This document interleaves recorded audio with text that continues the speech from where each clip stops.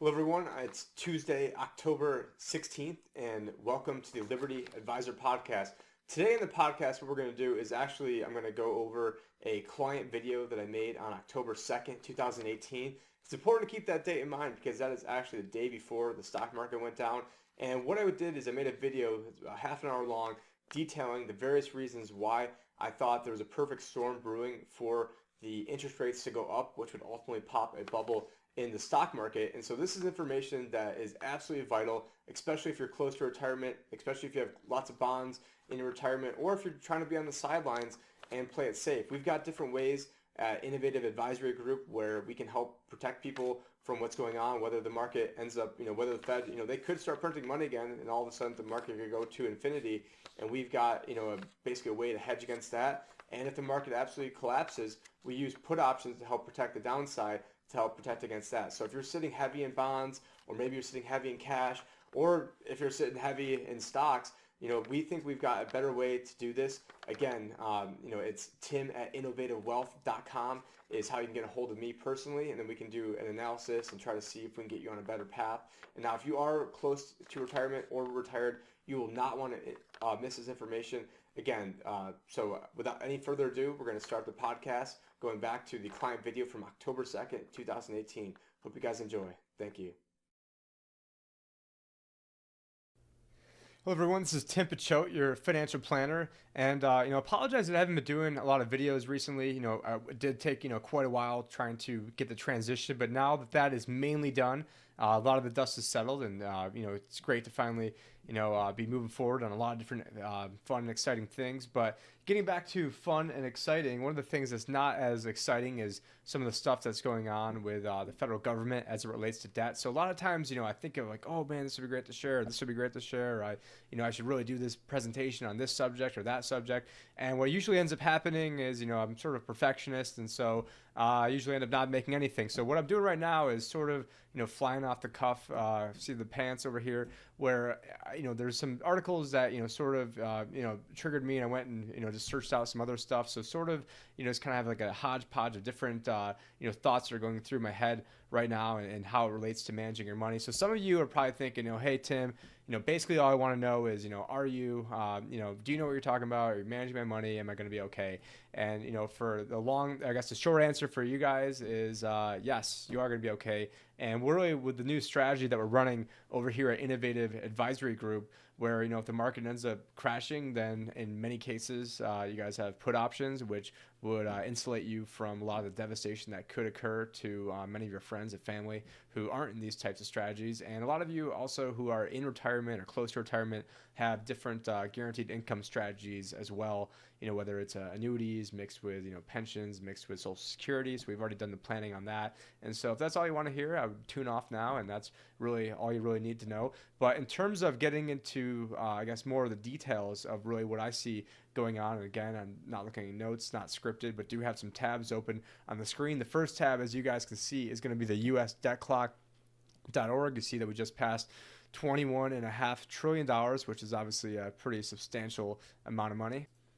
So I've actually not been on this site in a while. It looks like they switched a few things around. So they used to have like this unfunded liabilities per taxpayer, which I don't see on here anymore. But anyways, you get the gist of it, that things are trending upwards in a bad sense of the word, because the debt is trending upwards. And if you take a look at the last 12 months, because we did just have the government's budget ends in the end of September. So, it starts. So we just started the new fiscal year 2019 2 days ago. So today is October 2nd. This is a message for clients. So if you are seeing this as someone who isn't a client, you can email me personally at tim@innovativewealth.com, or this was shared originally first to my clients because I want to make sure that they are getting the news first. But what we can see over here is cnsnews.com, and it looks like they have just reported yesterday that the debt increased $1.2 trillion over the last 12 months. So what is sort of important about this, I'm not sure where the official numbers are going to come out, because those are going to come out in a few days when the Congressional Budget Office, or CBO, announces their data. I think there is a chance that that the official estimate could even be over $1 trillion for the fiscal year, but it's probably definitely going to be over $1 trillion next year. It's something I've been talking about really since Trump got elected, that even if there was all this good news, it was going to eventually lead to higher interest rates, and which would lead to more obviously a strain on the government budget deficit eventually. But a lot of people sort of ignored that, and even though we did have tax cuts, you can't have increases and tax cuts. It just doesn't work. I mean, and I think that this is going to be a picture that's going to probably come back to haunt the Republicans. Now, I'm not trying to make this a political podcast. I'm apolitical, that I dislike both parties. You see it, Liberty used to be libertarian, so call out shots where I see it. But obviously, things that politicians do affect your money. So to the extent that things that politicians do positively or negatively affect your money, then that's the only part that we're going to talk about. So, one reason why it's 1.2 trillion now, and you're wondering, well, hey, if the debt increased by 1.2 trillion, then isn't that the budget deficit? Well, actually, you'd be surprised, because what they don't count is they don't count things like, we even though we have hurricanes most years, and devastating hurricanes most years, or natural disasters, they don't actually budget in natural disasters. So if you or I had we know we get our different maintenance on our car every year, and we can sort of plan that out in financial planning. But if every year, like, oh man, I didn't know that was going to break, or didn't know that was going to break, but every year you've got something that breaks, you can sort of build that in, unless you're the government, because then they're like, oh well, that was just a one-off, $250 billion expense, or 200 billion. I mean, I'm just making up numbers right now, but probably not too far off when you look at devastations like Katrina and whatever the toll from Florence may or may not be, but that's not counted. So the official one's probably going to be somewhere in the $900 billion range. I know last month alone, August, the government spent $200 billion just for August. And I'm sure once we create a Space Force, and that's going to do probably a whole hell of a lot of good. But where we're trying to go with all this stuff is eventually the interest is going to consume just about everything. I mean, eventually the interest rate is going to be $1 trillion in and of itself. And I'm trying to pull up, I was looking at a few different screens before I booted this up live, and sort of wish I maybe organized it a little bit better. But when it comes to the interest, it looks like right now we're pushing $500 billion a year in interest. This was 2000. This was just part of the year of 2017, or part of 2018 year. So I mean, it looks like we are really close to pushing the $500 billion mark. And you've got even guys like Jamie Dimon of J.P. Morgan Chase, who I know recently came out and said just last month that he thinks the 10-year Treasury could hit 5%. Well, if that is. And so if the 10-year Treasury is 5%, I mean, that means the government's borrowing pretty close to 5%. And so 5% of 20 trillion is $1 trillion. I mean, why nobody thinks this is a big deal, especially at the rate of these increases. I mean, last Obama deficit of technically it's 2017, because this year 2018 will technically be Trump's first budget deficit, but they left his was I think it was 666 billion, so very fitting number we have there. But now we're double that. And so, none of the Republicans care at all that we've just doubled the deficit. And so I've just been consistently, complaining when the Democrats did it. I've complained when the Republicans did it. And if you don't need, a bigger, I guess, show and tell of, how this whole thing's just a big charade, and, when people are in power, they just want to keep more power. But it's all this, smoke screens and noise, and talking about how great things are. And what I'm going to provide in the next few tabs we're going to pull up is sort of a counter argument to the narrative of how things are really going. But again, since we're running the put option strategy, since some of you have some alternative investments, a lot of you have annuities. So, I'm not really worried too much for my clients. I'm just trying to provide the contrarian counter argument to a lot of what's going on right now. And one thing that's going on right now at a record pace is companies that are coming out with their initial public offerings. 83% of them are actually not even making money, and so people are buying these up. I mean, I think earlier you had what's the cooking one? It was I think Blue Apron. They came out with one. They're not making any money. You had I think SurveyMonkey the other day came out. They're not making any money, and this was stuff that was going on a lot. Back in the .com bubble, you saw this also in the cryptocurrency space where they had ICOs, or initial coin offerings, and a lot of these were basically frauds, and I think to the detriment of the crypto industry. Although there are some that I'm sure that are viable, but a lot of these weren't viable at all, and people were just pouring tons of money into them, thinking that it was going to be the next Bitcoin. But don't mean this to be a crypto focused episode over here. But one thing you'd also want to look at is hey, if led to the 2000. I mean, a lot of things that led to the 2008 crisis, but one of the things that led to the crisis was a housing crash, if some of you remember, and also you had the autos, were getting bailed out, and they were in big trouble. It's just off the top of my head, I know that the subprime auto market right now is actually doing.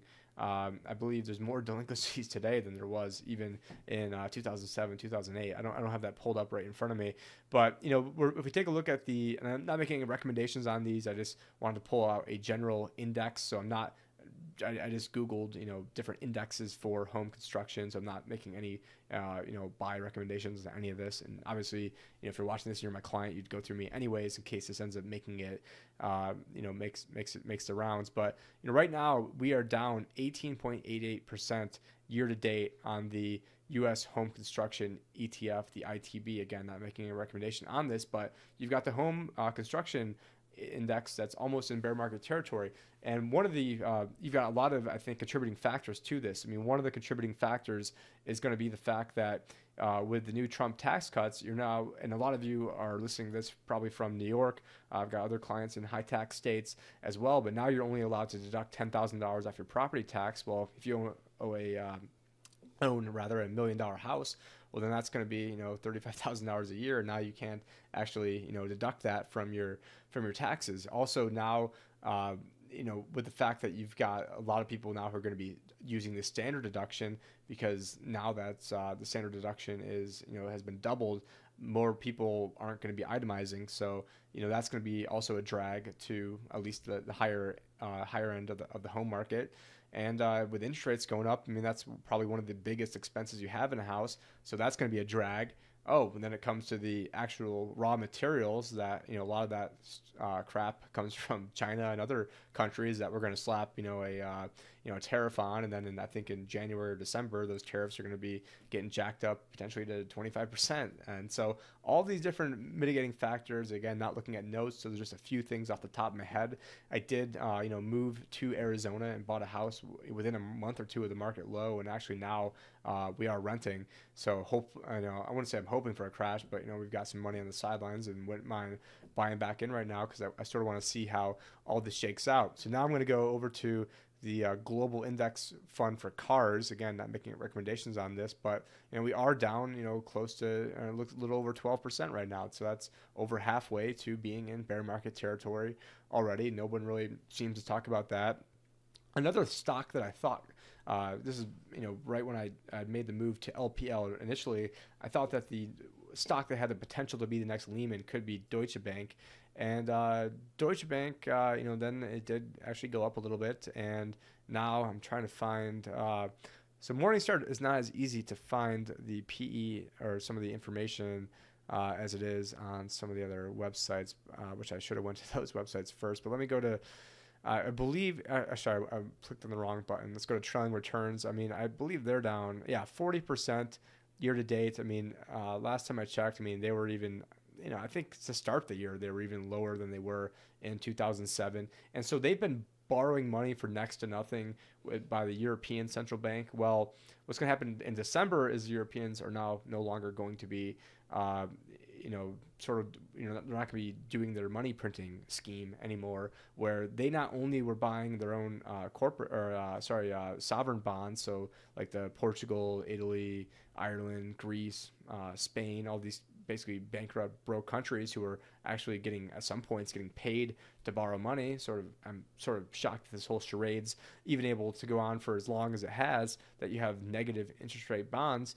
And so what's going to happen when the person that was buying most of your bonds now all of a sudden is not going to be buying your bonds? I mean, you'd expect the rates to go up, so it's going to be harder for these governments to fund themselves. And ironically enough, if the U.S. government tried to apply to get into the EU, I'm just playing a hypothetical here, the debt as a percentage of GDP would be too high to even qualify entrance into the Eurozone. To give you an idea how things are going right now. So Deutsche Bank, not in very good settings.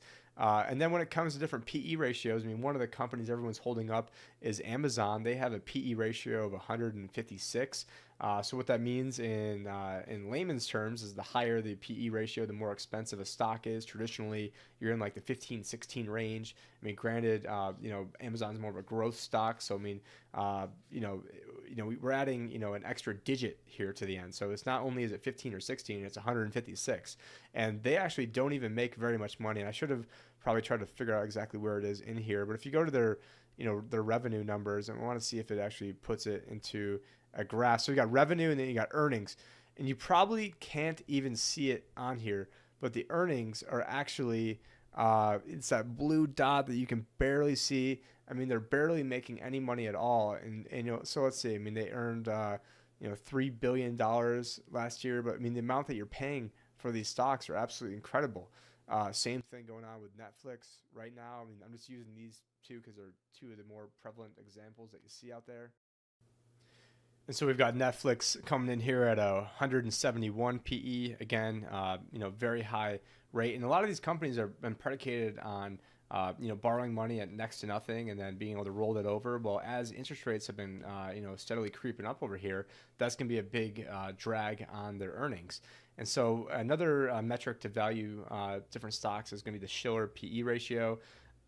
In, I guess, layman's terms, what this is, again, the higher the number, the more overvalued the stock market is, but it smooths out the PE ratio over a 10-year time period. And basically what the Nobel Prize winning research relates to is that when you're in the top quintile of being, I guess, the most expensive, which is right where we've been the past year or two, that the forward 10-year returns going forward are very, very low. It's like 3, 4, 5%, incredibly low.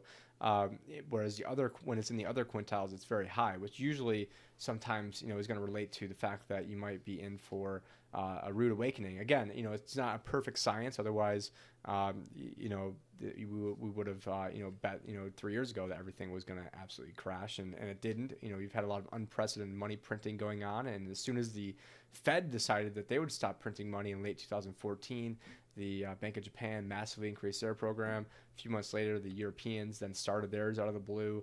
Other banks like the Swiss have just used keyboards.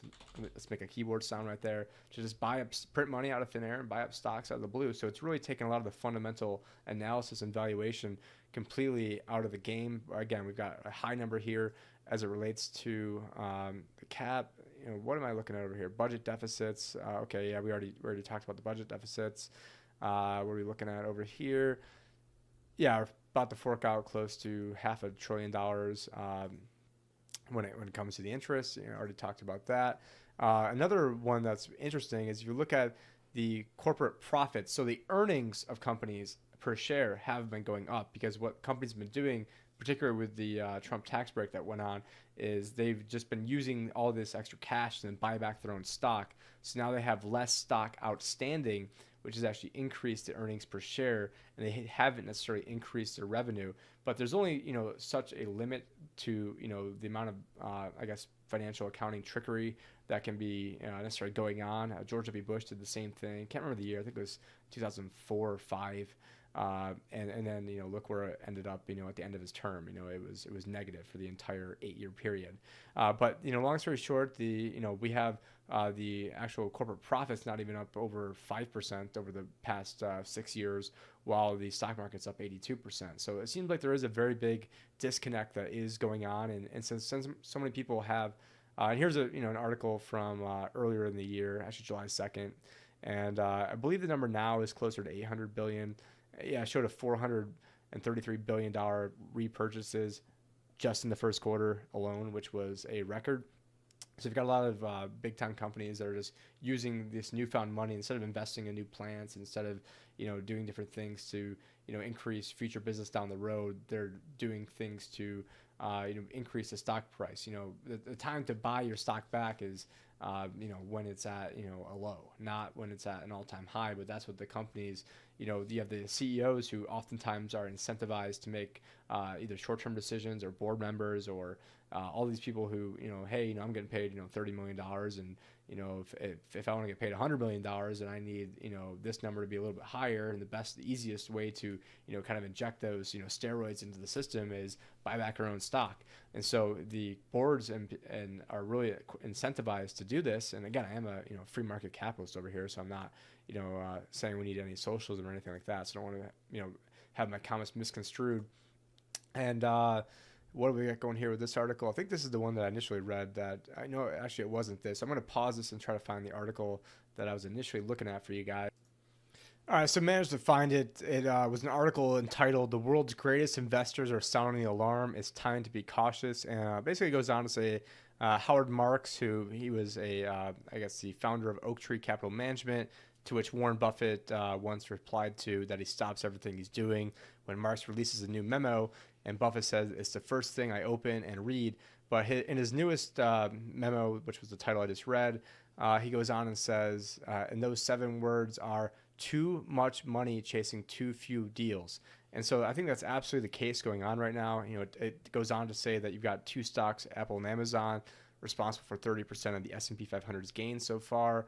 It also goes on to say, famed economist of the Interest Rate Observer, Jim Grant, said that today we have boom-era stock prices coupled with depression-era interest rates, 2 things that are completely incongruent with one another. And then you've got other guys like Ray Dalio, who's talking about, some sort of, correction in that by 2020. Okay, here it is down there. He's the founder of the largest hedge fund in the world, Bridgewater. You've got Ken Griffin of Citadel. He thinks we're 18 to 24 months away. And bottom line is, it doesn't really matter, if we're 18 months away, if we're 1 year away, if we're 8 minutes away. I guess we can't be 8 minutes away because the market's closed right now. But it is 5 o'clock Pacific time, 8 o'clock Eastern time right now as we're filming this. But, we definitely have too few assets chasing, or too few, I guess, too much money chasing too few assets, which leads to a lot of malinvestment, bad investments. And I think that right now it's a time to be safe. But, again, with our strategy, if the market decides to go up another 50% from here, then, we should benefit from that. If the market goes down another 50% from there, then we get to buy back everything cheaper. And hopefully, we're not going to lose nearly as much as everybody else. I can't, guarantee anything, but, I think that I am sleeping, nice and sound these days, and no problems, anything like that. So, I do think that this is an interesting time. I think you guys are, I'm very grateful you've chosen me as your advisor, and I think you guys are going to be lucky in the long run when eventually some of these things sort its way out. I think we are right now, I know we are, as of about 3 weeks ago, in the longest S&P 500 run ever without a 20% correction. Now, technically, and again, there's fake news everywhere on this. Technically, I think in 1990, the market went down 19.97% and not 20%. And so but Wall Street and everybody sort of just rounds it up to 20. But if you don't round it up, you have to go back to October of '87, which technically means we've got another 1,000 days to beat the actual record. So I mean, you can never trust any of these guys with any of the news that comes out, because there's even fake news regarding that as well. But whether we're in the longest or we're really 1,000 days away from being the longest, I think it's all immaterial. And so I just wanted to provide the counter argument, because I know a lot of people have been saying, hey, Tim, you've been talking about some of this stuff for a while, and it just seems you're wrong. Well, I will admit that that definitely the timing on this, I'd never prognosticated that I knew exactly when it was going to happen, and sort of think that now, because of Trump getting elected, that people, I think we sort of moved from the 8th, 9th inning into extra innings, and the optimism that's been going on. As a matter of fact, I think I just saw an article while I was trying to find this one that, and I don't know why it just took me off of there, that actually showed that past year you had Republicans who were very, very heavy into stocks, where a lot of Democrats are buying more bonds. So, it shows that one group of people are very optimistic. The other group of people aren't as optimistic of things going on. So, yeah, I just read the headline. So not really sure how that's going to go. Another headline, September U.S. auto sales plunged. Again, there's a lot of, I guess, sensational headlines sometimes, because, that's what people want you to think about. But no, it's, definitely a time, when everyone is optimistic. And that's really, I guess, what was missing from my thesis, is everybody was so pessimistic when Obama was in there that you can't have a crash when everyone's already pessimistic. You can only have a crash when people are super optimistic. And usually you see the greatest spikes of optimism right before a crash. You see the greatest spikes in consumer confidence, right before things end up getting bad. And usually the best time to invest is when people are the most pessimistic. I mean, go back to March 2009. Go back to even when I bought my house in 2000. And when did I buy my house? 2012. Trying to convince people to go buy a house in 2012. Lucky you don't get shot in the face trying to do that, or trying to convince people to go into the stock market in March 2009. Same deal. Or trying to convince people that blockchain is here to stay after a lot of those assets have gone down 80%. With the caveat that they went up thousands and thousands and thousands of percent before that drop. And and it is, and this does really sort of bother me a little bit, that I was really trying to make sure that my clients were in the best position possible to profit from whatever could go on in the crypto market. But I really thought we were like 2 to 5 years away from a big explosion. So last August, when I started working on all this stuff, when Bitcoin was like $2,000, there was no real method for my clients to be able to get into it, and they weren't allowed to buy one of the methods to be able to get into it when I was over at LPL. And so I was trying to figure out another way to do that. And then out of nowhere, it just goes from like 2,000 to 20,000, and sort of, so I know I definitely lost, a few clients who said, hey, you were talking about Bitcoin and it absolutely crashed. Well, I mean, to be fair, the first client I told about it was at 200, and the first prospect I told about it was at $30. So, I did get in some myself, which, has helped me survive a little bit over here right now. But, because it's been a little bit of a challenging year, but I'm super excited about how things are going forward. But I think it's a very similar story. You always want to buy when no one else wants to buy, because that's the time to buy. I mean, the time to buy is not when everybody else wants to jump into something. That's usually the signs of a classic bubble. And I think that right now, what is going on, you see lots of classic signs of bubbles going on. And particularly, I think the biggest headwind you have going on is you've got, let's say the Treasury, they're going to have to, I mean, even if we just continue the same 1.2 trillion, it will probably go up. If we continue the 1.2 trillion of bonds, of deficit, it means that the Treasury needs to issue $1.2 trillion of bonds next year. At the same time, the Federal Reserve, starting this month, is selling $50 billion a month. So, okay, there's another $600 billion right there. So now we're at $1.8 billion of new Treasury bills that need to be issued. And then I think you've got over $1 trillion of other bonds that are just maturing that then need to be rolled over, and they're going to be rolled over at higher rates. So maybe they initially got in there at like, the government was maybe paying 1%, and now they got to maybe pay like 3 or 4. And so it's all negative headwinds. And then who were the ones who were buying our bonds? Traditionally, it was the Fed. Well, now they're the largest seller. And then then the Japanese and Chinese are always neck and neck. And some people are really surprised to find out that oftentimes the Chinese actually even own more bonds than, the Japanese oftentimes own more bonds than the Chinese. But again, they're neck and neck. And we're in a trade war with China, and Japan's one of the most indebted, I think they are the most indebted first world country in the world. So we're relying on, it's like MC Hammer, financing, financing you when he's absolutely broke. Again, this is example, probably a bad example, but it's just absolutely crazy.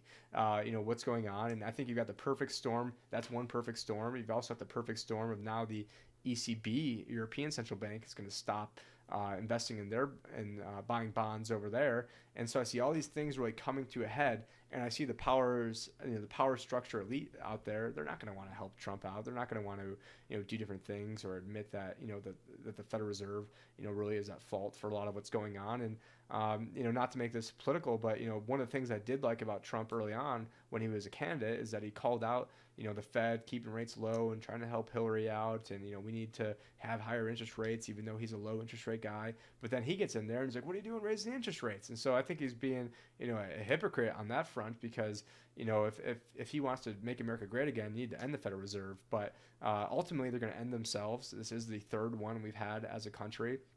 We had one, that ended in 1812, and the British openly owned it, and they came here and burned down the White House as a result.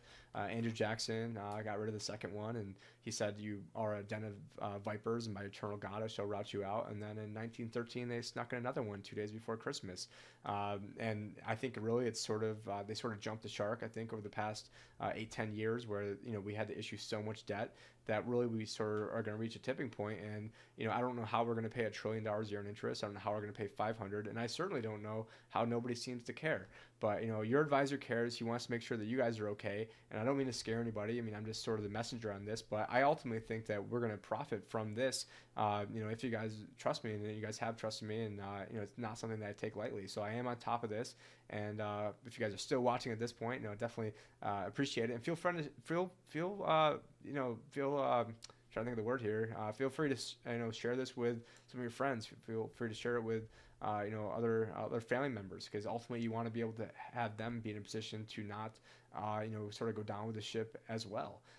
There's a lot of different factors that go into retirement. You've got how long you live is actually the most important factor, because the longer you live, the more other stuff that can go wrong. It's sort of like a multiplication factor in there. So then you've got sequence of return risk, where it's the order of the stock market returns are actually more important than the average of the returns, which means in layman's term, in Lehman's terms, that was a Freudian slip over there. If the market goes down 40% year one and you average 10%, well, it doesn't matter if you go down 40% year one, it doesn't matter if you average 10 if you're down huge the first year. So we've got factors that mitigate that. You've got inflation risk, deflation risk, withdrawal rate risk, taking too much money out of your account.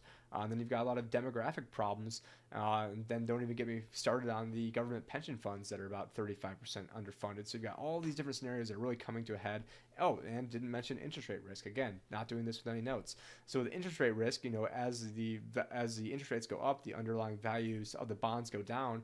And when you've got the Federal Reserve sitting on $4.4 trillion of bonds, and they barely have sold anything, and you've seen the rates spike up quite a bit, relatively speaking. It's like someone who's 600 pounds loses 5 pounds and says, "Oh my God, if I lose another pound over here, I'm going to die." And that's pretty much what the Fed has done. Where I should just go to this right now, but I mean, you guys get the point. I mean, basically the Federal Reserve's balance sheet spiked up a ton, and then has flatlined and gone down like the tiniest bit. I mean, you have to like zoom in on it just to even see where the dip occurred, and that's caused a 10-year to go from somewhere around I think it was like 1.2 or 3 at one point, maybe 1.4, all the way up to now.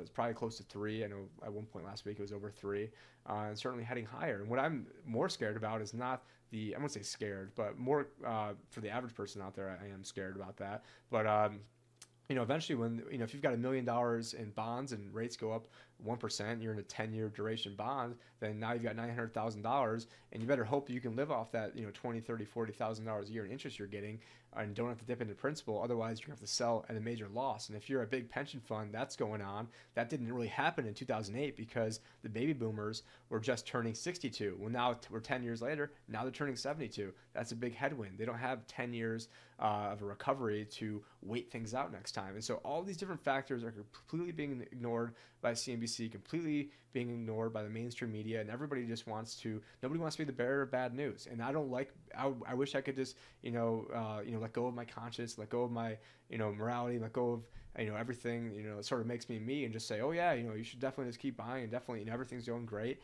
And then if you lose money, well, so did everybody else. And how could I have predicted that? But, this is very predictable that eventually this will result in some sort of crisis. But ultimately, I think that crisis will lead to probably the market going up even higher, because we're going to start printing money again. But you've got to but there could be an interim period, and we've got to have a plan for that interim period. So luckily you're working with a guy that knows what he's talking about. You're working with a person. I mean, I'm not, saying that you only have to work with guys, but, you're working with a person over here who knows what they're doing, very, sort of addicted to this stuff, as I'm sure many of you who've known me for a long time, it doesn't really come as a surprise to you. But thank you for watching. If you have any questions, what I want to start doing is actually weekly webinars where you guys can, call in or maybe write some questions in advance and, pick my brain on some certain things. But, now that the dust is sort of settling over here, and I, really appreciate everyone who's been able to, stick with me throughout this entire endeavor. It really means a lot to me, my family. The last thing I wanted to do was to be, leave LPL, because things were going really well for me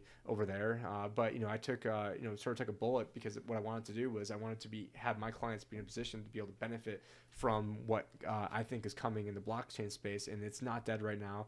It's I believe it is going to bounce back. There is a lot of crap in the system. A lot of stuff that there's over 2,000 cryptocurrencies.